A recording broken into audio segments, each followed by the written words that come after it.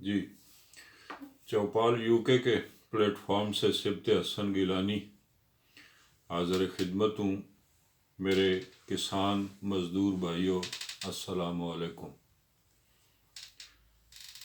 آج کسی اور موضوع پر بات کرنے کا خیال تھا، لیکن دیکھا کہ مین سٹریم میڈیا پر کچھ صحافی عوام کو مسلسل گمراہ کر رہے ہیں۔ ان میں سے ایک بزرگ صحافی جن کی ساری زندگی جرنیلوں کے قصیدے لکھتے اور عوام کو گمراہ کرتے گزری ہے، وہ فرما رہے تھے کہ نواز شریف سیکیورٹی رسک ہے، اور ایک نوجوان صحافی، اینکر صحافی تو نہیں ہے، وہ کچھ اور ہیں بنیادی طور پر، لیکن انہیں صحافی اور اینکر بنا کر بٹھا دیا گیا ہے، وہ فرما رہے تھے کہ نواز شریف نے بغاوت کر دی، اور بزرگ صحافی فرما رہے تھے کہ اب اسٹیبلشمنٹ نے یہ طے کر لیا ہے کہ شریف خاندان کو اب آگے نہیں آنے دینا۔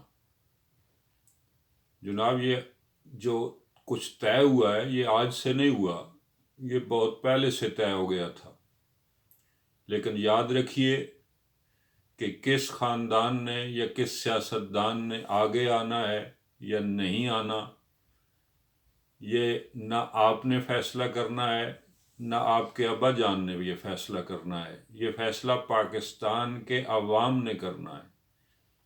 پاکستان کے آئین نے یہ حق عوام کو دیا ہے، اور یہ فتوے بانٹنا، غداری کے سرٹیفکیٹ بانٹنا، بغاوت کے الزام لگانا، یہ سلسلہ اب بند ہو جانا چاہیے۔ پاکستان کی تاریخ میں یہ آج سے نہیں ہو رہا، شروع دن سے یہ ہو رہا ہے۔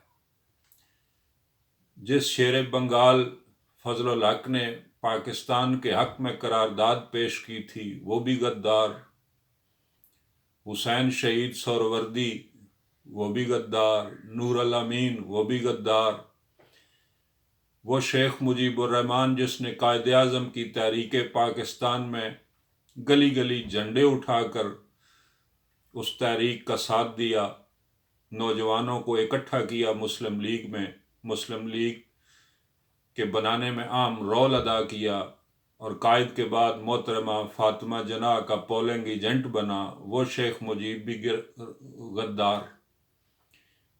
اب میں اپنے پڑھے لکھے دوستوں سے یہ گزارش کروں گا کہ شیخ مجیب کی یادداشتیں چھپ گئی ہیں، آکسفورڈ یونیورسٹی پریس والوں نے، وہ ادھوری ہیں، وہ چھپ گئی ہیں، اس کا مطالعہ کیجئے، دیکھیے کہ شیخ مجیب الرحمن کا قصور کیا تھا، اس کے ساتھ کیسا کیسا سلوک ہوتا رہا۔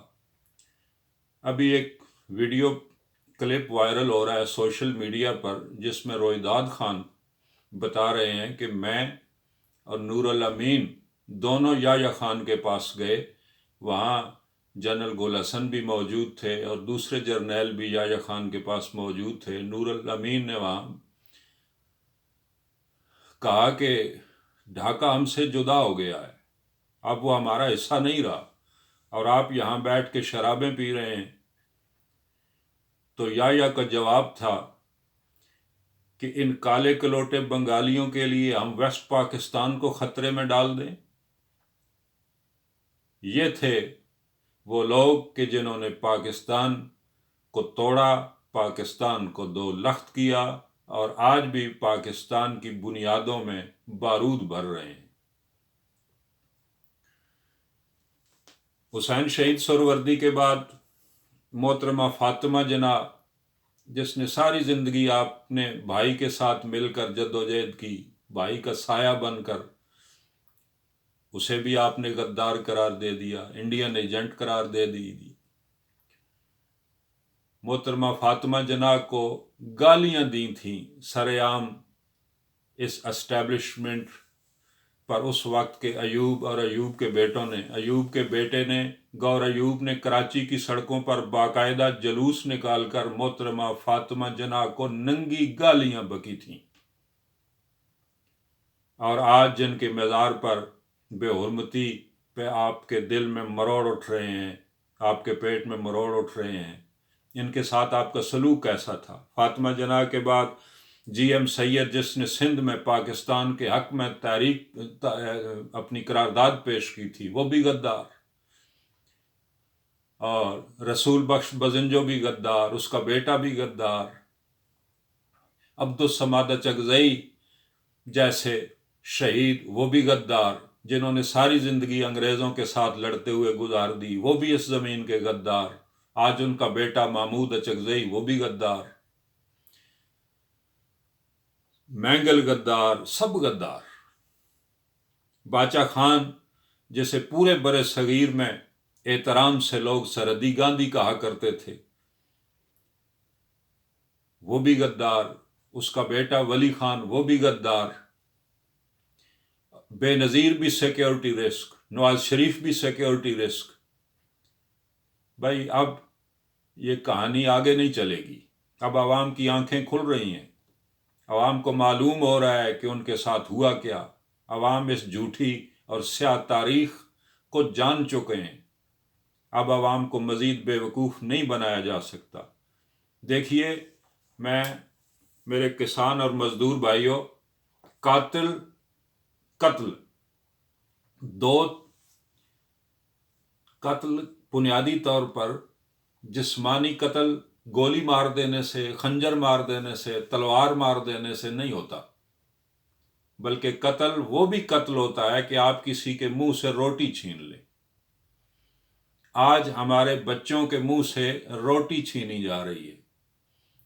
آج ہی سوشل میڈیا پہ، فیس بک پہ ایک دیکھا کہ 10 سال کا بچہ حسنین، 10 سال کا بچہ، وہ شام 7 بجے سے لے کے صبح 7 بجے تک ایک ٹرک ہوٹل پر مزدوری کرتا ہے، جہاں سے اسے 250 روپے ملتے ہیں، اور پھر صبح 7 بجے وہ سکول جاتا ہے، 4تھی جماعت میں وہ پڑھتا ہے۔ اور یہ ایک ہمارا حسنین نہیں، ہمارے لاکھوں ایسے حسنین ہیں جو سکول نہیں جا پا رہے۔ یہ اسٹیٹ، یہ ریاست اس لیے بنائی تھی ہم نے کہ ہمارے کروڑوں ایسے بچے سکول نہ جا پائیں، اور آپ کے بچے ساری دنیا میں پیدا ہوتے ہی ٹین ایج میں ارب پتی بن جائیں۔ یہ اس لیے ملک بنا تھا۔ اب ایسا نہیں ہوگا، اب اس سلسلے کو بند ہونا چاہیے۔ دیکھیے، سب سے زیادہ مجرم وہ لوگ ہیں کہ جو ظالم کا ساتھ دیتے ہیں، ظالم کے ظلم پر پردہ ڈالتے ہیں۔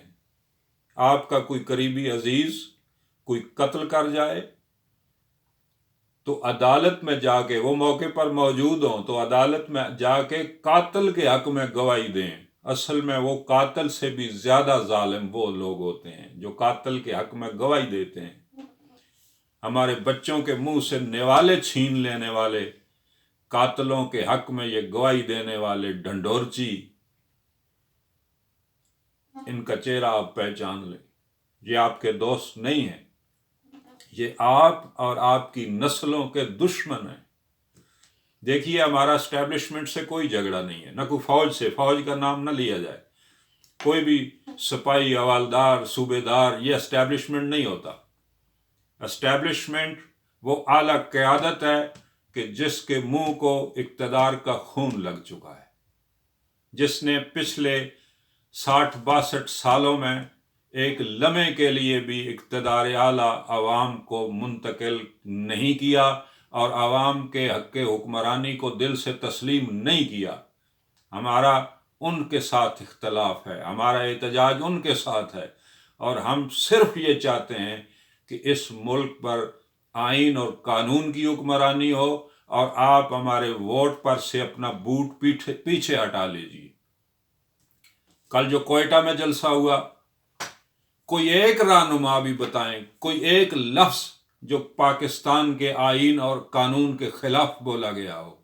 صرف یہی کہا گیا کہ سب کا حق ہے، اپنے اپنے وسائل پر سب کا حق ہے۔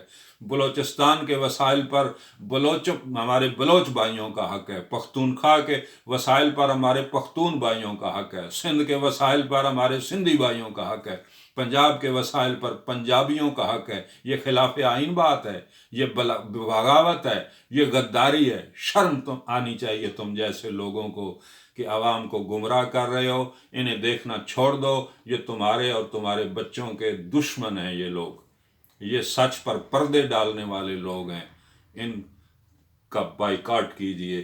اور اب عوام دیکھیے سیاستدانوں سے بہت گلے ہیں۔